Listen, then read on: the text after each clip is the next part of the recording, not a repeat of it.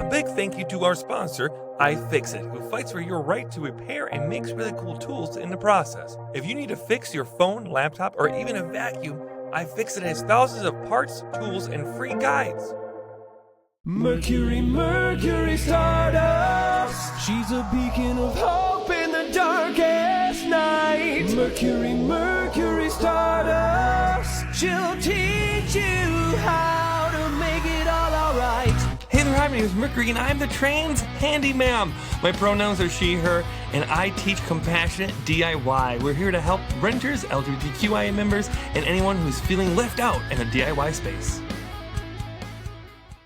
Hey guys, gals, and non-binary pals. Thank you so much for listening to this episode of the Handy Ma'am Hotline. I am so excited to answer all your questions today about your home repair and life in general. And as always, I am joined by my amazing co-host, Maggie Conrad. Hello. Hey, Maggie, how you doing, my friend? I'm good. How are you? I am stoked for today. I'm really excited that we get to answer all the questions and do all the things. And my book is coming out so soon. 20 days 20 before days. the first event? I mean, as of we're recording right now, it's 20 days. But when this episode comes out, it is like a less than 2 weeks. Yeah. Less than 2 weeks to come out. Absolutely nuts. My book comes out on August 22nd. It's called Safe and Sound. Renter's Friendly Guide to Home Repair. I'm so excited about this book and about helping as many people as possible. And then on August 21st is our very first actual book signing event. Mhm. And then we start a 4-month journey of me going to 52 cities in America to promote the book, but also to meet people and help bookstores across the country. Mhm. I cannot wait. So, without further ado, Maggie, are you ready to pull up those sleeves? You're not wearing sleeves. And are you ready? are you I ready? got like mini sleeves. Are you ready I'll to pull 'em up. roll? Are you ready to cut those mini sleeves off and show those muscles and then answer some cues? You ready, Maggie? Let's do it. Let's do it. Hi, Mercury and Maggie. My name is Jess. My pronouns are she, her. I live in Oregon.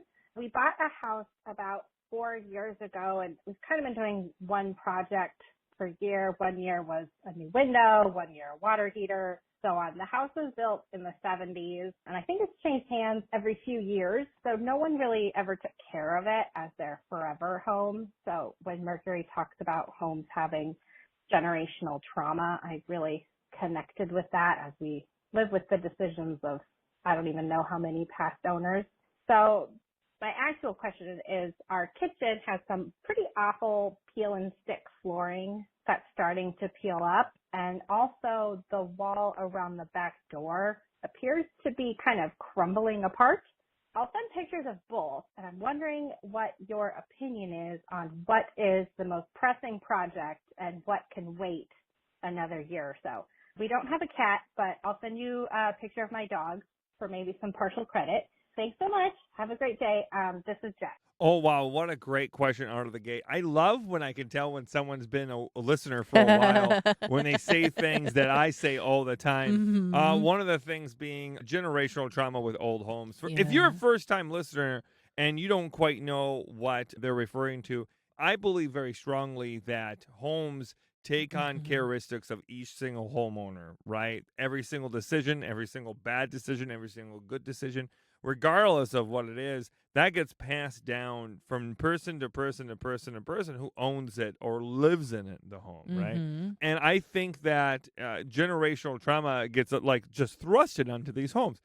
And then the current homeowner is now left with 80, 90 years of decisions from Yep. other people and how we are going to handle it. Now, the main question we got here, we have peel and stick flooring, or is that tile? I forgot already. It's flooring. It looks Okay. like it might be vinyl. It is vinyl. Yeah. That is vinyl. And then the wonderful wall that's just absolutely peeling right off of the plaster or drywall. I think that's plaster from what I can tell from all of it. It just looks like wallpaper almost, the way that it's Mhm. peeling. That must be drywall. Okay, well, hey, here's the thing. What do you do first? That's the question we're going to answer. Do you mess with the flooring that's peeling up, or do you mess with the wall that's peeling up? I mean, honestly, from what I can tell right now, I think the thing that's going to drive you nuts more than anything is that floor. I really do. I think that's going to start peeling up even more and driving you bonkers. I think you could get a bucket of joint compound, rip as much of that stuff off the wall, put at least a thin layer of a skim coat on the wall with some mud, and you'll be good. That's $8, you know? Now, with a peel and stick, though, with that flooring that's on the floor, that's a little bit more expensive. You're going to have a lot more of a investment in that. So I think that I would peel it up and try to put down something else. That would be my hot take. Maggie, what do you think about this as an actual homeowner, and what's your input? Yeah, my first thought with the door is what moisture is getting in there, and does that need to be remedied first? Because it can just get a lot worse if there's some weathering or water coming through to create that peeling. Okay, so you think it's the door because of the moisture and the peeling that's happening? Yeah, because, I mean, yes, it could be a cosmetic fix, but it's the wall right that abuts the trim of the door. So my thinking is that trim is leaking, and there's some water getting in there that's creating that separation. Yeah, that's an interesting route that you're taking. I'm taking the route that I guess that could be it. But then that's or at least I would replacing. want to look at But that. to me, that's replacing the whole jam then. Yeah. That's replacing the whole door jam, and that's a much bigger job. Yeah. I think you could try the joint compound and see what happens in 6 months. And if that Right. does not do well, well, then you know. Yeah, if I the- guess I would at least want to know, not necessarily be the first fix, Yeah. but that would be the first thing that I would look at. Is there, like, after a rain, do you notice moisture, or does it feel soft or wet? That's really a solid point. I like that idea. I would say for me, I would say a skim coat of mud is not going to hurt you, right? It's not gonna make your life harder when you decide to replace the door jamb. Right. It isn't going to necessarily be more work. It's just throwing it on there so you don't have as much to look at, and to me, I think there's a lot to be said about cosmetic things driving you nuts to the point where it freezes you. Yeah. And I think that the way that I would view this, Maggie, I would rip off the drywall of the painting, all the paint that's peeling, I would rip that all off. I would sand it down and just mud it, because that to me is progress in the right direction. Sure. And as far as the flooring, that's an actual really big job. You can take what you could do if you really want the floor to just stay it is right now. You peel up the parts that are peeling up, and you put like compression adhesive that the more you walk on it, the more it actually adheres to it. Flooring adhesive, essentially. You put that underneath it, that will also get you a little bit farther than not. But eventually, you are going to need to peel it up. Eventually, that's going to have to happen anyways. Or you could do what the contractor at my old house did and just tile over it. Oh, just tile right over it. Yeah. Just They say- were concerned about asbestos being under there. And so we had to make a decision of, do we tear it out and remedy the asbestos because it was an old house? Yeah. Or do we just go over it? So, So they made the decision for us. We walked in. We were like, oh, so that's what we're going with. yeah. So it's not that I would recommend that. But I mean, that's the thing that drives me nuts. That we are at that era where we have to just cover up asbestos, but then we're still living with that asbestos. Yeah. But so are a lot of people. Like, you are not alone Yeah. if you are living with asbestos in some shape or form. Anyways, that would be my hot take. Did I miss anything here? I think we covered a lot of it. I'm saying floor with a skim coat of the door. Maggie's saying probably the door still, and then the floor will be there sometime next year.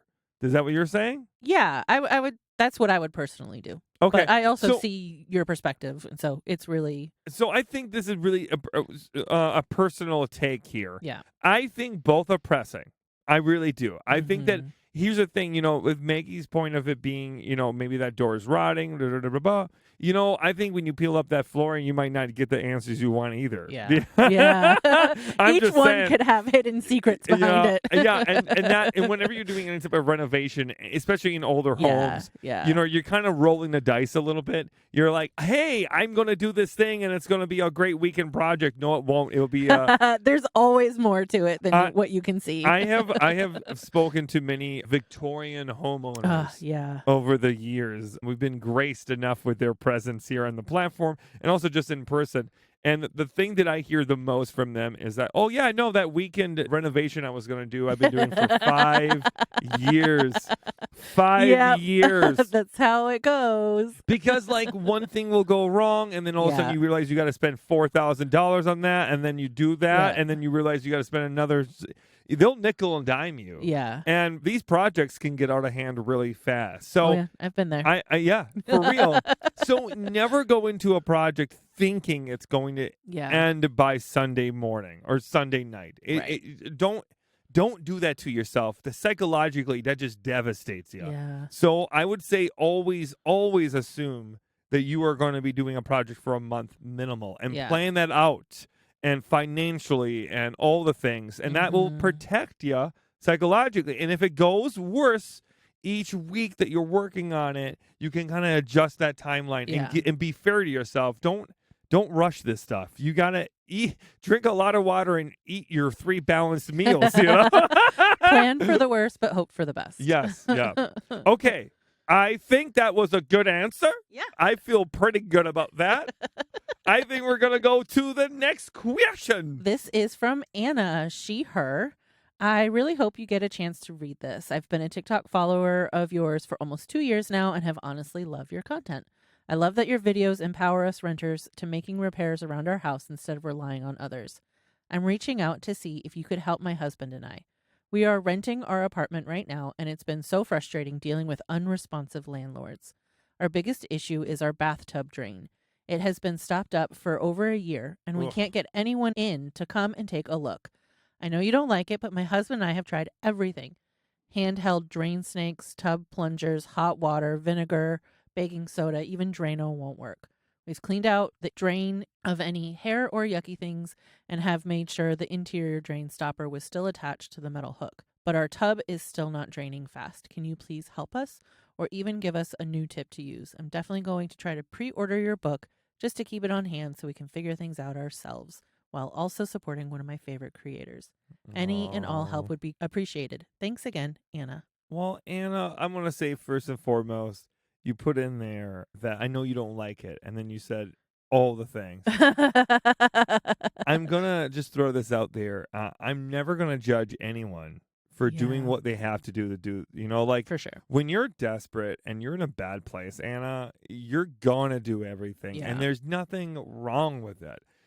When I tell people to stay away from chemical drain cleaners, what I'm trying to tell them is please don't do that first. Right. Please don't do that first. There's so many other options. Or only. Yes.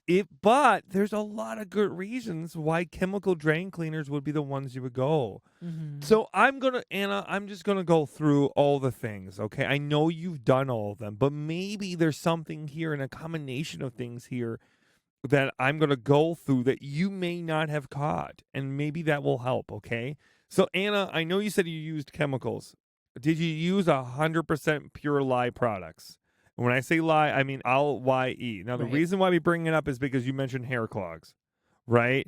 Lye will burn through that a lot quicker than that. Now, not all of these chemical drain cleaners are equated equally. They're all different. They're all different of all different kinds. So, I mean, your liquid fire, your liquid heat rather, and your Drano are 2 completely different types of products. Your green gobbler's different. Mm-hmm. All that kind of stuff is different. 100% pure lye is different. All that stuff is really important to understand. So I would start with Thrift 100% pure lye is the brand and the kind of drain cleaner I would start with for your specific problem. Now, what you do is you pour down this powder-based thing, crystallized substance, and then you run water, and that chemical reaction with the water and all that will then help to, dissolve the hair. Now, it doesn't necessarily mean it's going to 100% work. okay? But it might be a good route to go if you're having this much problem. Now, I'm assuming you use Drano. Probably use liquid heat. If that didn't work, the lye might work in that instance, okay? Like, Drano is like what everyone always goes to. Drano is really good to clean your drains. It's pretty shit when it's supposed to clear your drain, okay? There's one letter difference, but boy, it makes a huge difference, you know? It will clear your drain, ain't gonna clean. It's gonna clean your drain, but ain't gonna clear your drain, okay? Right. Even I got confused there. So that's my thing. Now, if you're just tuning in for the first time and you don't know what I'm talking about, and you're like, well, I use these drain cleaners all the time, I don't have a problem.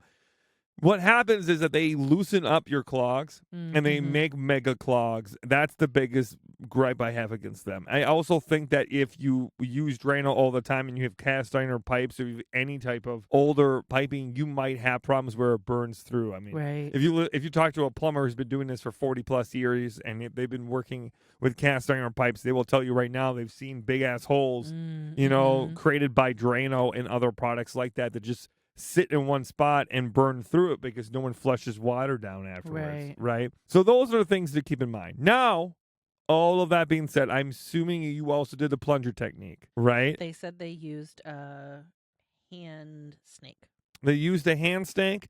They didn't say anything about a plunge. Handheld drain snake. Okay, and a tub plunger. Okay, now a handheld drain snake, that could be, you know, a skinny drain cleaner, the one we recommend, or I would recommend a pistol grip hand auger. Now, a pistol grip hand auger is great because they're affordable, right? They're about $15 to $30 on average, and they can be attached to your drill. Right. A 12 volt, a 24 volt, it does not matter. They can attach to the drill. They have a little bit in the back of it that can be connected, and then you can run it like it's a power auger. Now, it's not necessarily the best in that realm, but it does do a pretty good job. Now, if you're going through the main drain, I would say you don't. Go through the overflow if you got one. You probably got an overflow drain. Go through that. You're going to find more luck going through your overflow drain than you are going to go through the main line. The reason why I say that is because there's a whole lot of bends. There's a whole lot of things that will turn and shift. And I'm a pretty big fan of just bypassing that and going straight down to your overflow. Does that make sense? Yeah. Now, one last tidbit on that wonderful pistol grip hand auger, right, is you take the tip and bend it at a 45-degree angle. Now, I want the first inch at a 45-degree angle. I say this all the time. It's super duper duper important. It will make your life a living heck if you don't do this. Absolutely bend the tip at a 45-degree angle if you're someone who's doing DIY, because you're not going to have the skill or the patience to be able to sit there and just keep hitting a corner without going down. But that little end, that little bend will turn when you're turning the auger, and it will grab corners and elbows and pull itself down. Make it easier to get through those turns. Yeah. As always, we are doing this live on TikTok right now. And there are always people who are giving great input during this. Someone just asked me what an overflow drain is. And I realize sometimes I overlook these things. So let me be more specific what an overflow. An overflow drain is approximately about 1.5 feet, 2 feet above where the drain is, up on your tub, okay? It's like underneath the spout.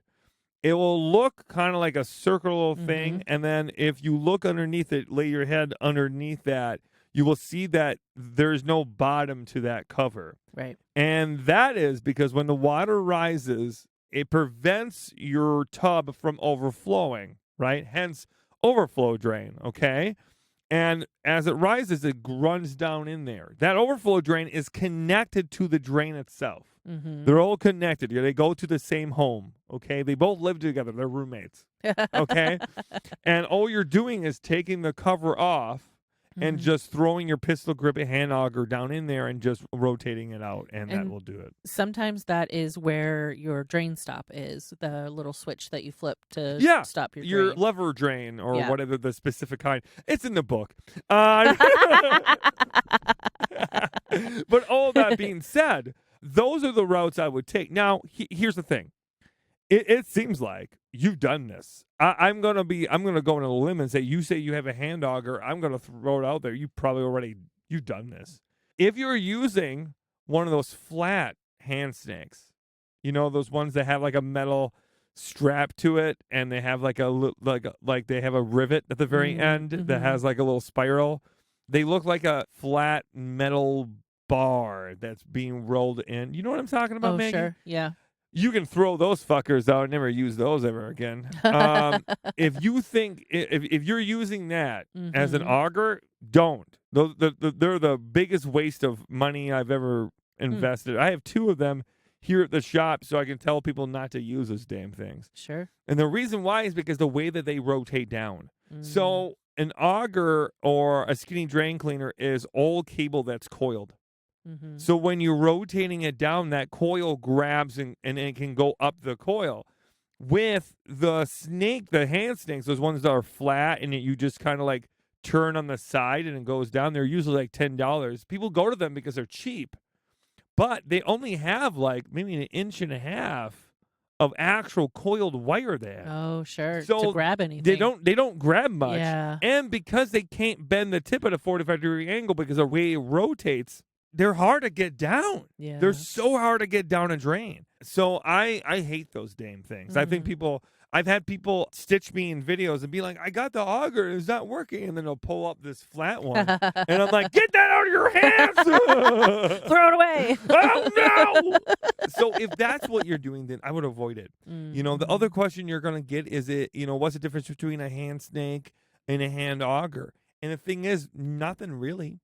Snakes tend to be thinner and augers tend to be a little bit thicker. But that's about it. There really isn't much more of a difference. They're kind of used interchangeably. Are augers typically longer? Augers are typically longer and also thicker and also turn.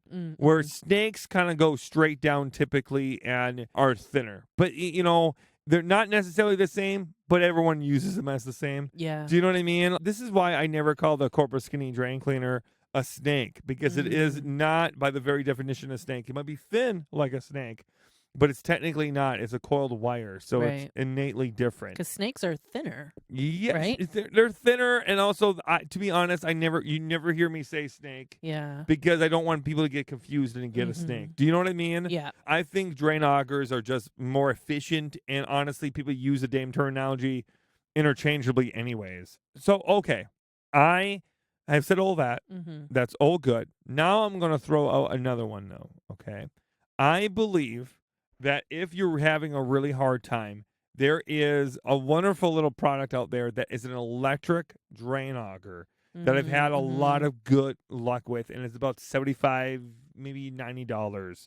And that might be really pricey, but this sounds like a heavy-hitting thing that you might want to have. You know what I mean? Yeah. Like, I wouldn't suggest this if you didn't seem like you were at the end of your rope, Anna. Okay?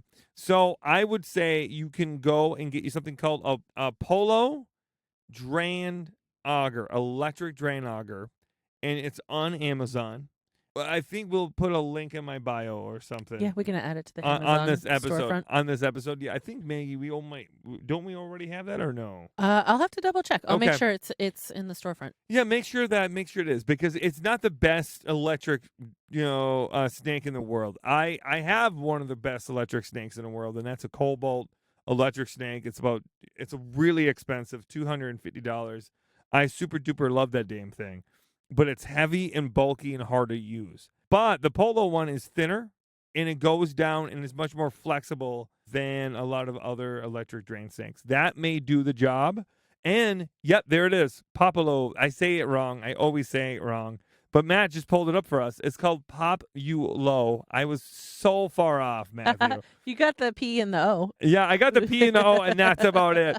But it's POPULO, electric drain auger. It's a flexible snake drain clog remover. 25-foot electric drain auger. That one's $100. So this is why I like this one. This is POPULO electric drain auger. It's 25 feet long, as we talked about.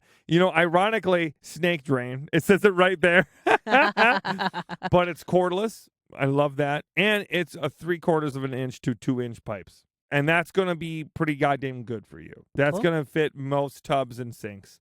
And that's why I recommend it. And as someone who's used that snake before, it's very flexible.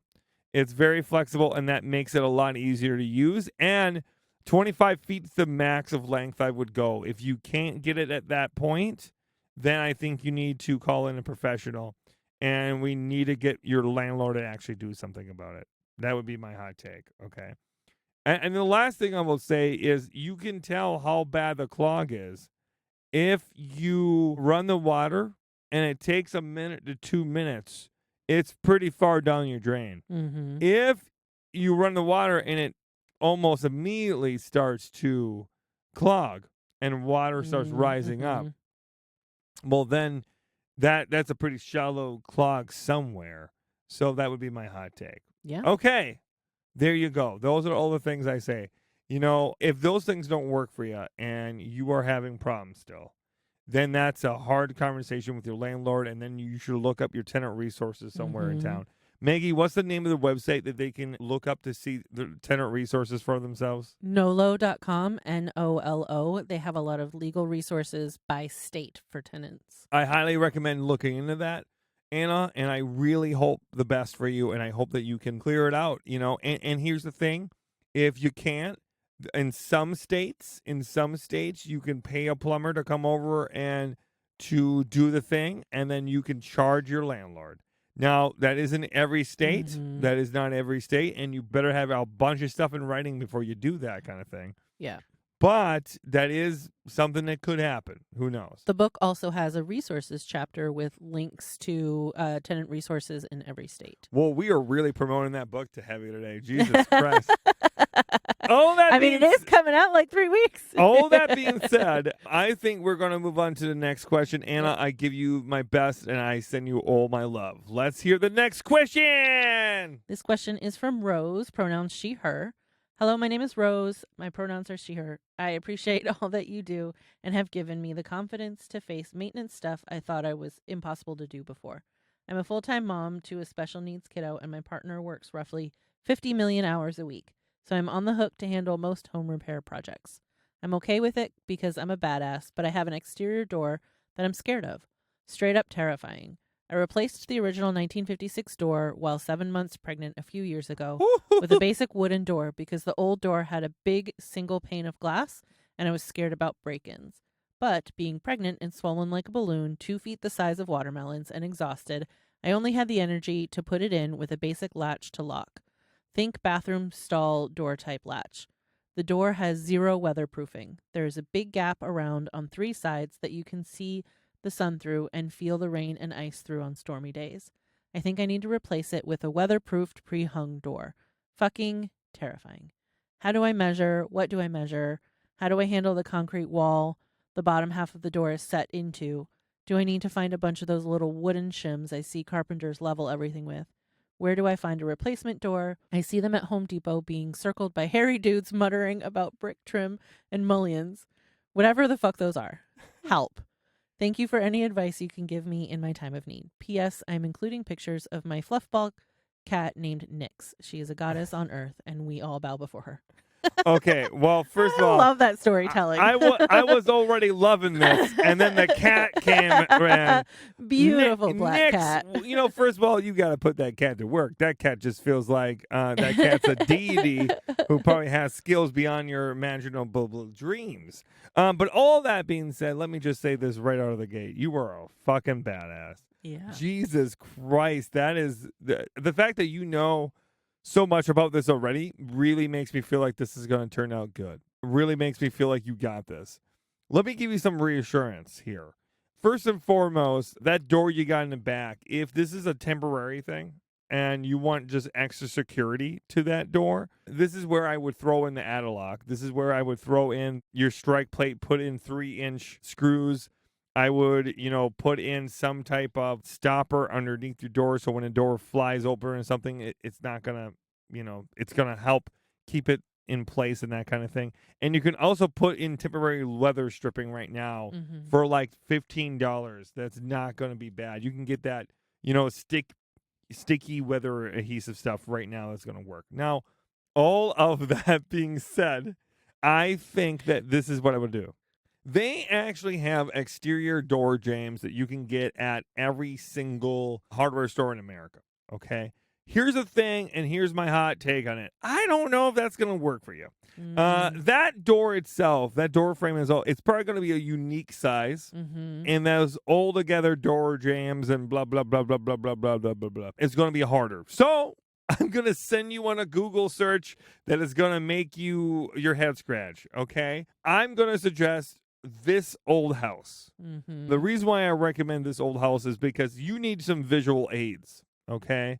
This old house has specific series on doors, and I've learned more from them than I've learned from any single other online person in the world, okay? So I highly recommend going on the YouTube and typing in replacing a door or exterior door and etc. And you're going to find out a lot more than what I can tell you on a podcast, okay? Now, here's my other take on it, okay? You got to make sure that all your hardware is also going to be friendly from the outdoors, okay?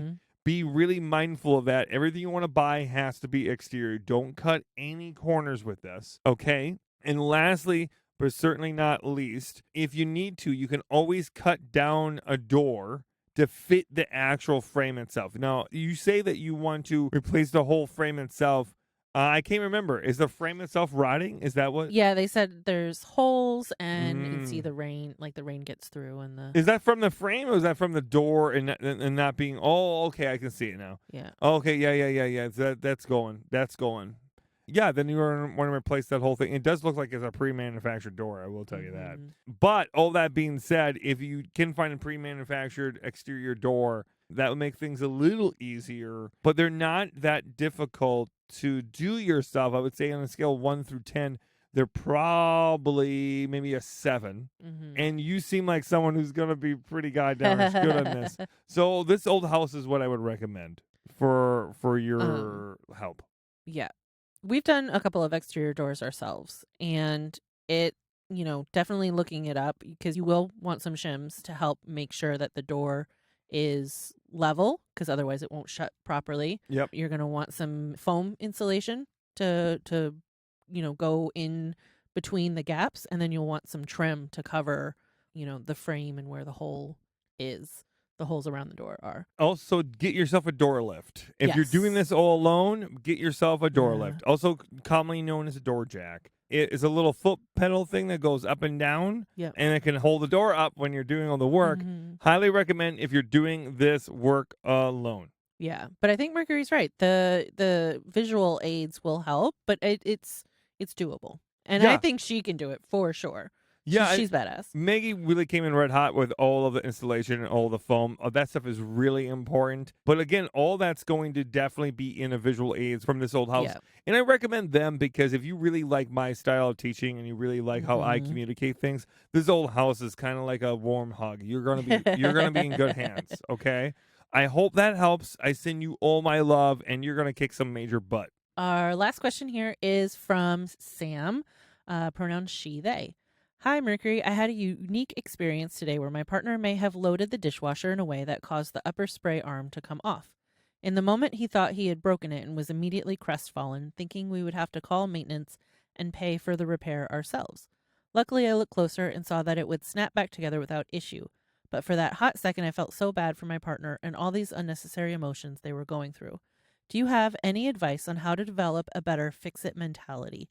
I want him to not feel discouraged as soon as something breaks. See you on TikTok. Love, Sam. That is one of my favorite questions I've ever been asked, Sam. First and foremost, if you've never been around things that broke and felt like you could fix it, it's a mentality that not everyone necessarily has. Yeah. The only reason why I have the mentality of like when something breaks, I'm like, oh boy, better make this work, is because I grew up on a farm, right? Yeah. I grew up on a farm, and I grew up on a farm with a dad that was like, you better fucking make this work. It was trauma. It was trauma. Yeah. And it was a trauma that made me, I had to learn mechanisms in order to protect myself, but it was trauma.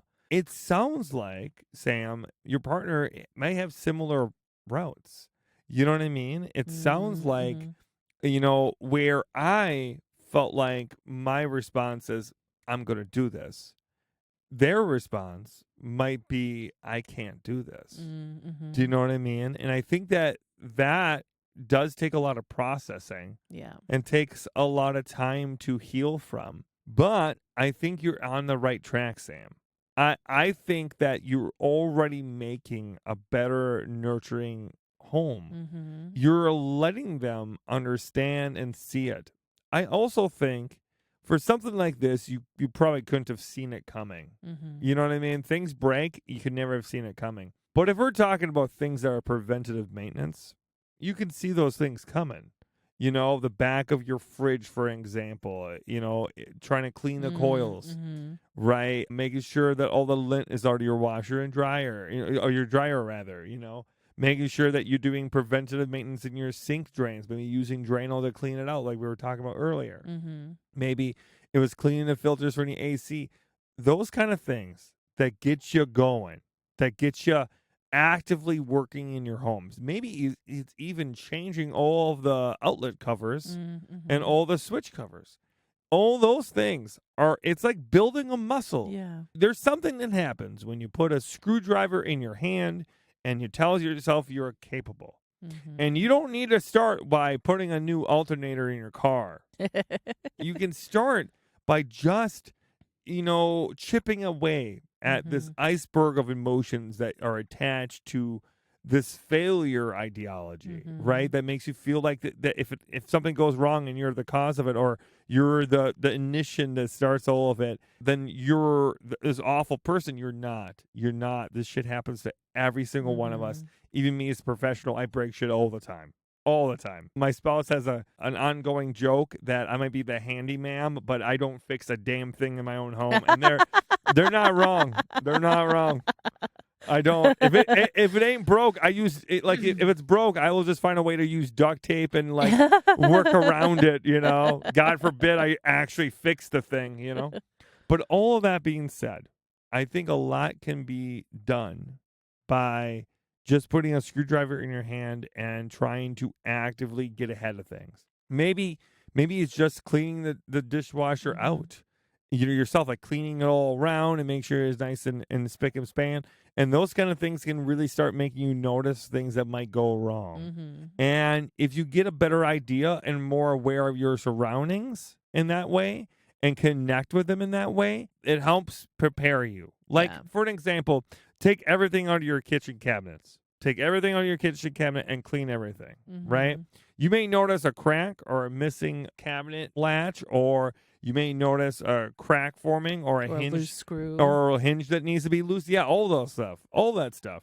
And all of those things can be solved by baby stepping yourself into it rather than feeling like it's a lost cause before you even happens. So I think being more aware of your surroundings by giving yourself a fighting chance and by actively becoming more communicative with your home, be it from, doing things like changing out your covers on your outlets or labeling all the electrical breakers in your panel. All those things can do a lot in making you feel more comfortable. But at the end of the day, if you have a panic attack when something goes wrong, just know it's okay. It's okay. I'm right there with you. I've been there. I've panicked. I'm not above it. No one's above it. You are not less of a person because it happens, and it's going to be okay. And the moment that your head clears and you can take that deep breath, I want you to remind yourself you're still worth the time it takes to learn a new skill, even if you had that moment of self-doubt. It's okay, and I'm proud of you for trying. And I'm proud of you for asking this question, Sam, for a partner that you obviously care so much about. Yeah. Okay? So I think that's Maggie, do you have anything to add there in that one? I think, everything you said was so beautiful. And yeah, I think I would just kind of talk about how you had mentioned, that they're creating a safe space for their partner. And I think that's such a huge part of that learning curve too, is having that space that it's okay to fuck up. And like you said, it's okay to have those panic attacks and that we'll get through it together. So I think it's a really beautiful question.